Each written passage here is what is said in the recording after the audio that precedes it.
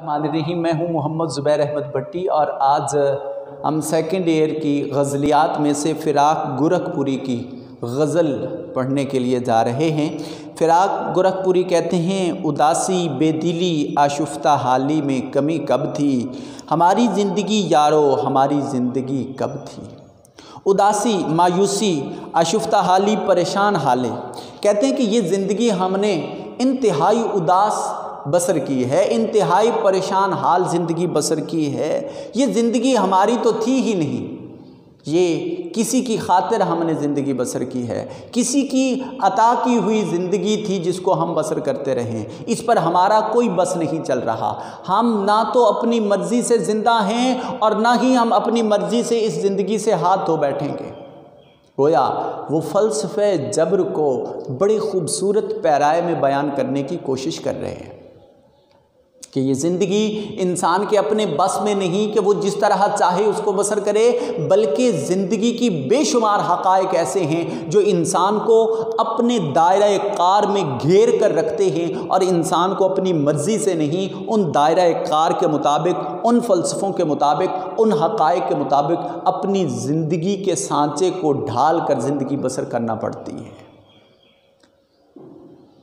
غالب نے بڑی خوبصورت بات کی تھی، کہتے ہیں زندگی اپنی جب اس شکل سے گزری غالب، زندگی اپنی جب اس شکل سے گزری غالب، ہم بھی کیا یاد کریں گے کہ خدا رکھتے تھے، ہم بھی کیا یاد کریں گے کہ خدا رکھتے تھے۔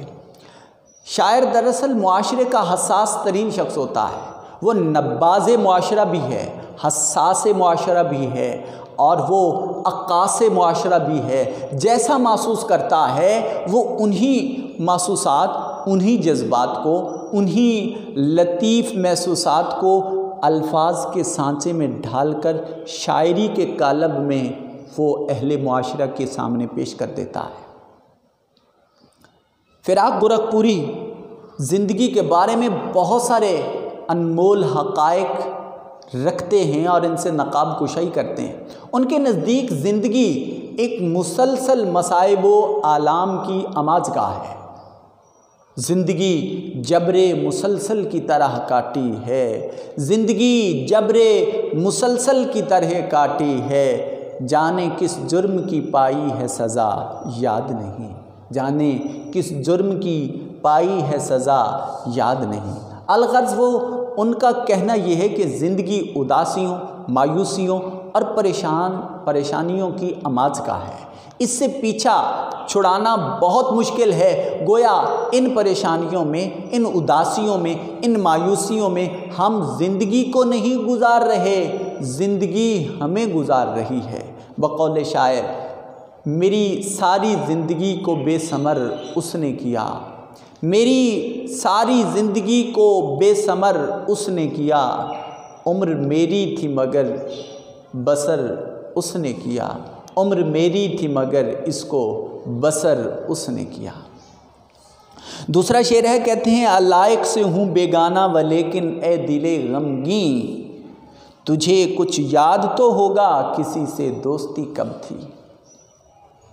میں مخلوقات سے قطع تعلق کر چکا ہوں اور اے میرا غمگین رہنے والا دل، تجھے یاد پڑتا ہے کہ ہم نے کبھی کسی سے دوستی بھی کی ہوگی؟ جہاں تک مجھے یاد ہے ہماری دوستی کسی کے ساتھ نہیں تھی۔ دو باتیں کی اس نے، ایک اس نے کہا دل غمگین ہے اور دوسرا اس نے طنزیہ انداز میں یہ کہا کہ ہماری دوستی شاید کسی کے ساتھ تھی۔ گویا وہ یہ کہنا چاہتے ہیں کہ اب میں نے مخلوقات سے اپنا تعلق ختم کر لیا ہے۔ صدمات میں، مصائب میں، پریشان حالیوں میں گھرا ہوا شخص، پریشانیوں میں گرفتار شخص، وہ اپنے تعلقات بھول جاتا ہے۔ اپنے مصائب میں رہتے ہوئے وہ دوسروں سے قائم کیے تعلقات بھول جاتا ہے۔ مصیبتیں اس پر اس قدر گہرے اثرات منعکس کرتی ہیں کہ وہ شخص اپنے تعلقات سے بیگانہ ہو جاتا ہے۔ مسکراہٹ، تبسم، ہنسی کہہ کے، مسکراہٹ، تبسم، ہنسی کہہ کے سب کے سب کھو گئے، ہم بڑے ہو گئے۔ بدلتے تقاضوں میں، بدلتی ذمہ داریوں کے بوجھ میں بہت ساری ایسی چیزیں، بہت سارے ایسے تعلقات، بہت سارے ایسے دوست احباب جو ہم سے دور چلے جاتے ہیں۔ حقیقت یہ ہے کہ محبت کو بھلانا بہت دشوار گزار اور کٹھن کام ہے، ممکن نہیں ہے محبت کو بھلا پایا جائے۔ شاعر بھی اپنے دوست، اپنے محبوب، اپنے محبوب کو، اپنی محبت کو بھلا نہیں پا رہا، بلکہ وہ اپنے دل سے تنزیہ طور پر گفتگو کر رہا ہے۔ تمہیں یاد ہے اب جس سے تعلق نہیں، اس سے کبھی ہماری دوستی بھی تھی، اب تو اس شخص کا نام بھی نہیں یاد مجھے، اب تو اس شخص کا نام بھی نہیں یاد مجھے، مانگا تھا جسے رب سے مناجات کی مانند، مانگا تھا جسے رب سے مناجات کی مانند۔ تو وہ تنزیہ طور پر کہہ رہا ہے کہ اب تو اس سے کوئی تعلق نہیں رہا، اس سے بالکل قطع تعلق ہو چکے ہیں۔ اے دوست ہم نے ترک تعلق کے باوجود، اے دوست ہم نے ترک تعلق کے باوجود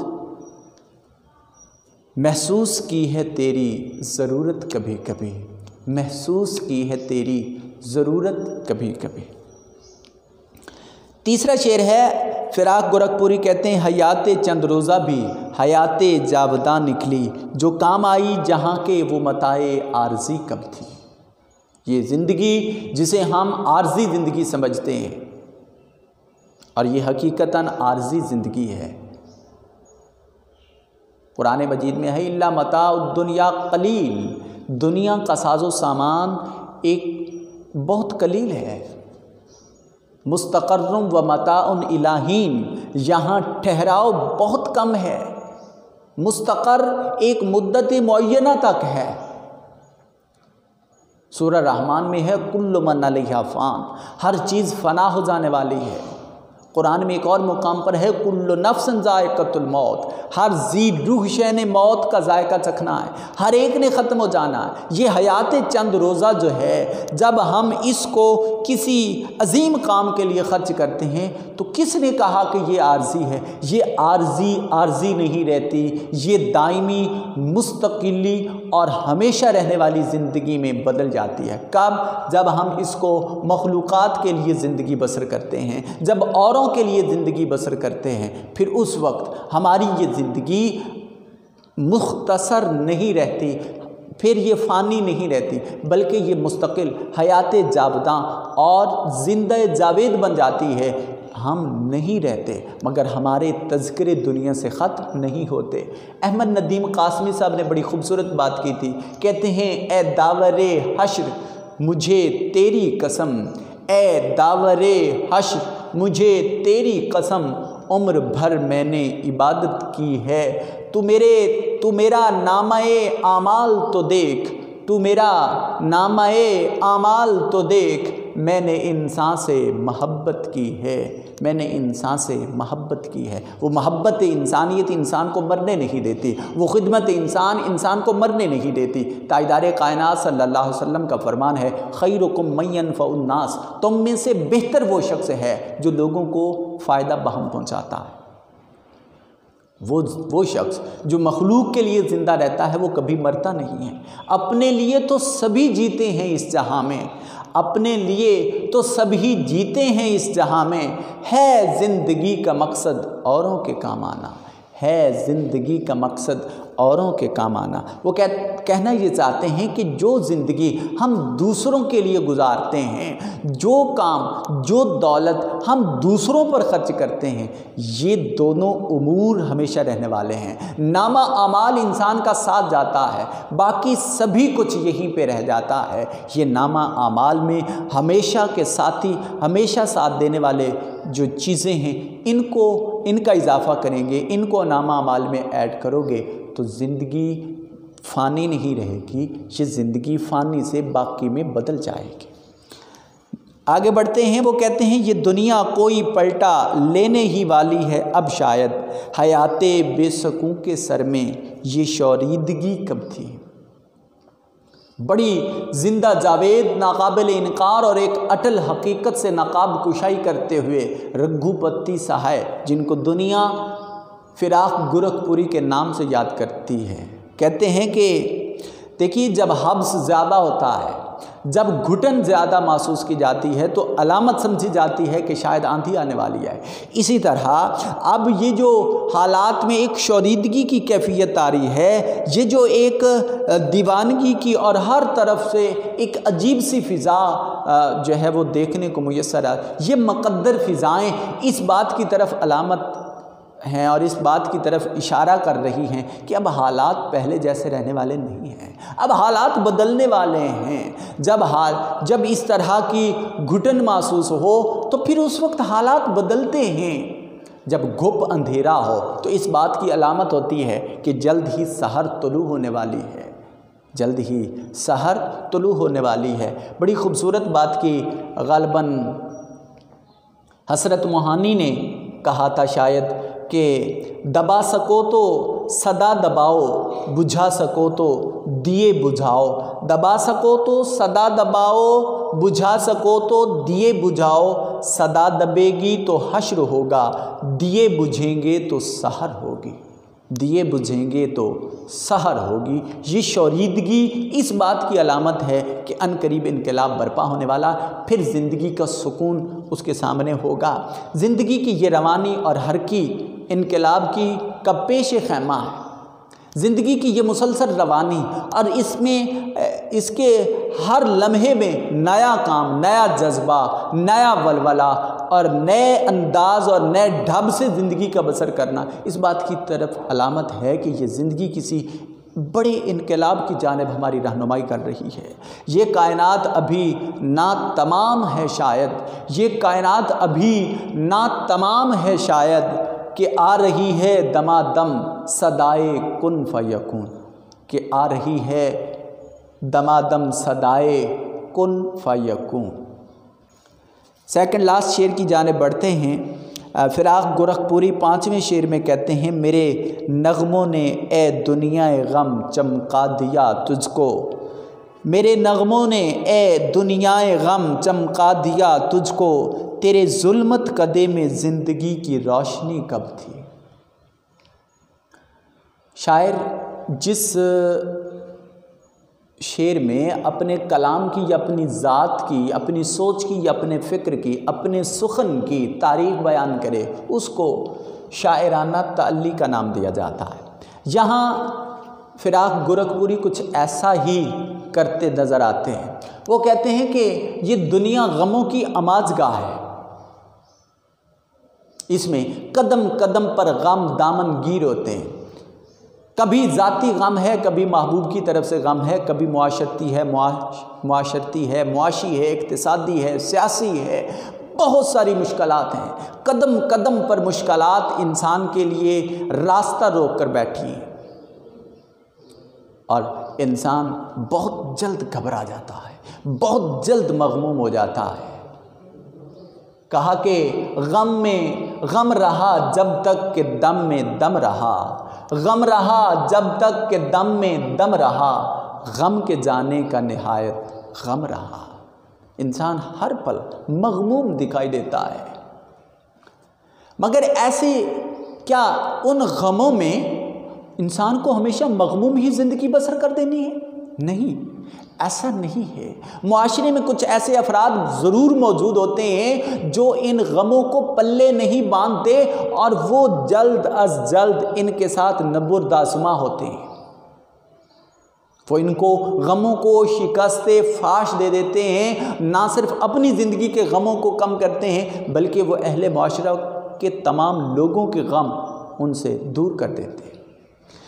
فراق گورکھپوری کا کہنا بھی یہ ہے کہ میری تعلیمات، میری شاعری، میری گفتگو، میرے کلام سے پہلے اے دنیا تو ایک ظلمت خانہ تھی، تو ایک تاریک تھی، تیرے وجود میں کچھ علم کی روشنی موجود نہیں تھی، پند و نصائح کی روشنی موجود نہیں تھی، وہ حقائق جو میں نے زندگی کے آشکار کیے ہیں وہ پہلے موجود نہیں تھے۔ میرے کلام نے تجھے جلا بخشی ہے، میرے کلام نے تجھے منور کیا ہے۔ اس کا مطلب یہ ہے کہ اہل قلم معاشرے کے لیے اکسیر ثابت ہوتے ہیں۔ اہل معاشرہ جو اہل قلم ہے وہ اہل معاشرہ کے لیے ایک زبردست روشنی کے مینار ثابت ہوتے ہیں، اور ان کی تحریریں، ان کے قلم کی روشنی اہل معاشرہ کو تاریکیوں، ظلمت قدوں سے نکال کر اجالوں اور روشنیوں کی جانب ان کی رہنمائی کرتی ہے۔ آخری شعر ہے جو مقطع بھی ہے اس غزل کا۔ فراق کہتے ہیں، فراق اب اتفاقات زمانہ کو بھی کیا کہیے، محبت کرنے والوں سے کسی کو دشمنی کب تھی۔ محبت ایک لطیف جذبہ ہے، ایک بڑا صادق اور سچا جذبہ ہے۔ انسان کوئی بھی ہو، کسی طرح کا بھی ہو، محبت کے لطیف جذبات سے خالی نہیں ہو سکتا۔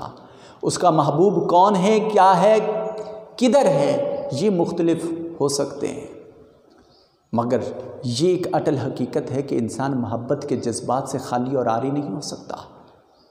مگر یاد رکھیے کہ محبت اگر معاشرتی، مذہبی اور اخلاقی حدود میں رہے تب وہ محبت پاکیزہ جذبہ ہے، اور جب ان میں سے کسی ایک کی حدود کو وہ پھلانگ دے تو سمجھ جائیے کہ اب وہ محبت نہیں، اس محبت کو کوئی اور رنگ دے دیا جائے گا۔ فراق گورکھپوری کا کہنا یہ ہے کہ اب حالات کو الزام دیجیے یا اہل معاشرہ کو الزام دیجیے، میں تو پاکیزہ محبت کرنے والا تھا، مگر اب لوگوں کے طعن و تشنیع نے میری اس محبت کا مذاق اڑا دیا ہے، اور اہل معاشرہ محبت کرنے والے شخص کو ہمیشہ ہی غلط نگاہ سے دیکھتے رہے، حالانکہ لطیف جذبات غلط نہیں ہوتے۔ آپ شاید میری اس بات سے اتفاق کریں یا نہ کریں، کائنات کا آغاز بھی محبت بھرے جذبات سے ہوا تھا۔ اب اس جذبہ محبت کو کوئی کس نگاہ سے دیکھتا ہے، یہ ایک الگ اور اپنے اپنے ظرف کی بات ہے۔